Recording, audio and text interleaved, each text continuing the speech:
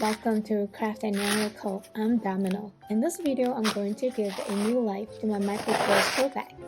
I have been using this tote bag mostly for traveling and daily commute for work. However, for the past 2 years, it has been sitting at a corner collecting dust. So I thought it might be a better idea to transform the tote bag into some smaller items that I could use on a daily basis. The first item is a classic trifold wallet that not only allows me to put cash and receipts but also has slots for multiple cards. The second item is a coin purse. I just like to keep coins separately from cards and bills so it will not be too bulky. The last item is an ID card holder with slots on the back for 1 or 2 cards and some cash as well. The project has taken the course of a whole week, and at the end I have recorded 152 gigabytes of footages. For the templates, I created them with transparent vinyl paper. For cutting, I used aluminum ruler, a skiving knife, and a X-Acto knife. The wallet I'm making has 2 sets of inner card holders, each with 2 pockets. Adding card slots could mean the bulk could add up very quickly. To avoid bulkiness, we usually cut the card slots into T-slots so that we can add more storage and not adding any additional size. The T-slots keep a uniform edge thickness no matter how many you put in your wallet.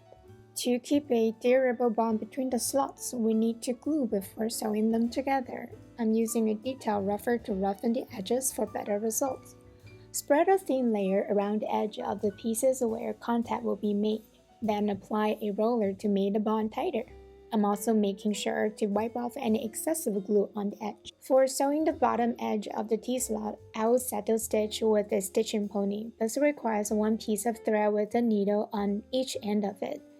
After I get the thread through the eye of the needle, I pull the tip of the thread and lock the thread onto the needle, then pierce the thread through. Then slide the pierced side upward away from the needle. Straighten out the thread and pull it tight towards the eye of the needle. For the whole process of saddle stitching, you'll see it later when I'm making the coin purse. You can also jump to the saddle stitching part in this video. I have created a timeline for it. You can find it in the description box. After sewing the T-slots, I am gluing the final layer onto the card holder part.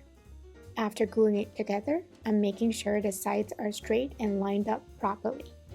For both of the card holders, I only sew the right side together for the time being. Both of the card holders will be glued onto the inner shell of the wallet later. You will notice that I only glue 3 sides of the card holders so that we can have 2 more pocket slots in this way. Hand making stuff can be a very healing process, especially for people like me who are more introvert and who get a chance to recover and gain more energy when spending time doing meaningful projects by ourselves. When you focus on the moment, like sanding the edges and trimming off the sides, it could be a very good way to chill and relax. For the closure of the trifold wallet, I'm adding line 20 snap. The line 20 snap has 4 parts: the cap and the socket, or the female piece, and the post and the stud, or the male piece. I am setting the post and the stud together on the outer shell of the wallet first. For the cap and the socket, I'll later set them together after I glue the inner shell and outer shell together. Before setting the post, I punched a hole that's slightly smaller than the post so that it can be more snuggled and secured when setting in. Insert the post through the hole, lay the male piece over the post, and then use the setting tool to secure it in place. Then hammer the setting tool with a mallet to secure it. Now I'm gluing the outer shell and the inner shell together. I have marked out the parts that needs to be glued. I'll line up the bottom of the middle card holder with the outer shell first, and then sew them together. Then line up the bottom of the card holder on the left side. Then also sew the bottom together. In this way, I can make sure the wallet folds properly afterwards.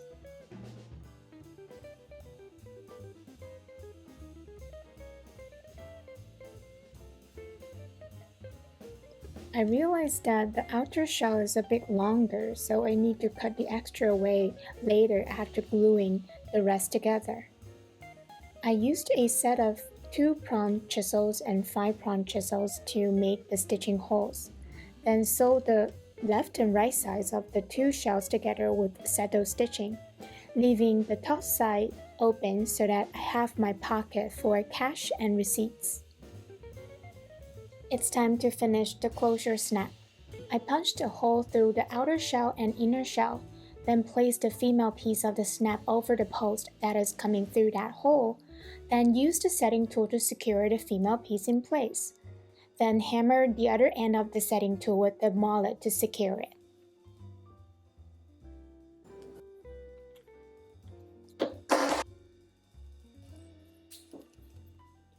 Now I'm cutting and trimming the edges to make the edges smooth and round. For a final touch, I will dye the edge black so that it will look more put together. Because the materials from the tote bag are coated canvas, I didn't burnish the edge. If it's leather, I will use Tocono to burnish the edges to give it a nice glossy finish. Now let's move on to make the second item, a corn purse. The design I made has 3 pockets, 2 at the inner part and 1 at the outer back of the corn purse. I glued and formed the outer back pocket first, then continued putting the inner layers in place.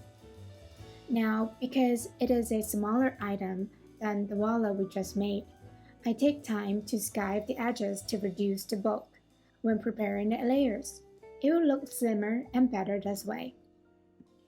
When it comes to thinning the edges with a skiving knife, one of the most important lessons I learned is to always sharpen it before using it.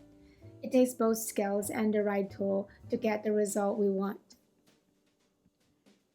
I also made a triangle layer for the lip part of the purse. Adding a second layer on the lip would help prevent the corns from slipping down. It also makes the purse look more intact with all main parts of the similar color. For the closure, I'm adding a line 20 snap. The cap and the socket will be set on the lip of the corn purse first, while the post and stud will be set on the first layer of the card slots afterwards. For setting snaps, you could also use hand press machine to do the job. It is a smaller handy tool that doesn't really take up that much space.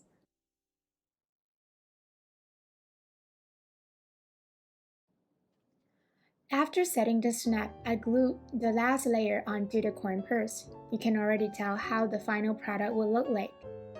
The last steps will be pricking stitching holes and sewing. To make a straight line of stitching holes, I need to use the wind divider to make a guiding line first. A tip for using the wind divider properly is to make sure your edge is straight to begin with. Now let's move on to how I saddle stitch. So basically you would want to cut a piece of thread about 4 to 6 times the length you are stitching and thread a needle at both ends. I am doing about 4 times the length of this corn purse because it's smaller and thinner. The most important thing about saddle stitching is being consistent with the pattern. Always start with the same hand. First, I would push one of the needles through the hole that I want to begin with and pull it until both sides of the hole have the same length of the thread. For me, once the thread is through the first hole, I will start with the needle in my left hand and push it through the next hole. Pull the needle through with my right hand and pull the needle away from the hole a bit while still holding the other needle on the right hand. Then I push the needle in my right hand into the same hole behind the left thread. Pull the thread tight by pulling both needles away after every stitch. This will always keep the leather edges nice and close. Then follow this pattern and continue with the rest of the sewing. Be careful not to piece right into the thread when you push the needles through the hole. I have made those mistakes several times, which really slows me down with the project. We just need to have some more patience with the sewing process. I will show the final result of the coin purse at the end of this video, along with the trifold wallet and the ID card holder, which is the last item of this project. With the ID card holder, I plan to create a slot with a window on one side for the ID card and 2 card slots on the other side. For the ID card window, I use an edge beveler and a sandpaper to smoothen the inner edges and dye them with acrylic letter paint before gluing it.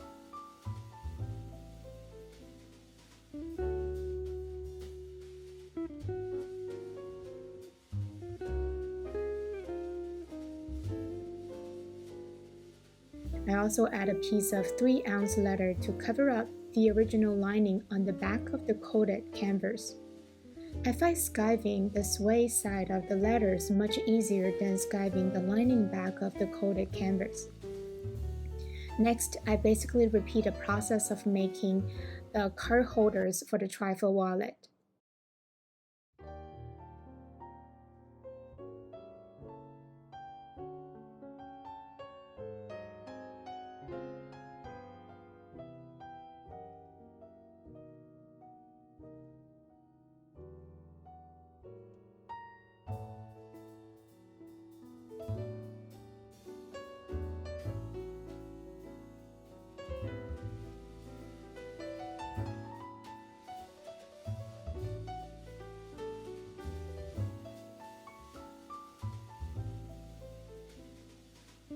So here is the final result of my nostalgia project of giving new life to a tote bag that has been to many different places with me.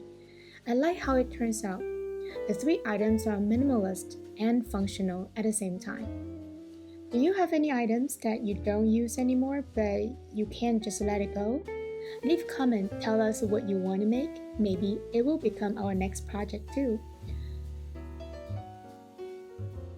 The trifold wallet looks quite elegant and classic. I'll be using it on a daily basis for sure. I also especially like how cute and handy the coin purse turns out to be. I fill it with all my coin collections and it holds up quite well.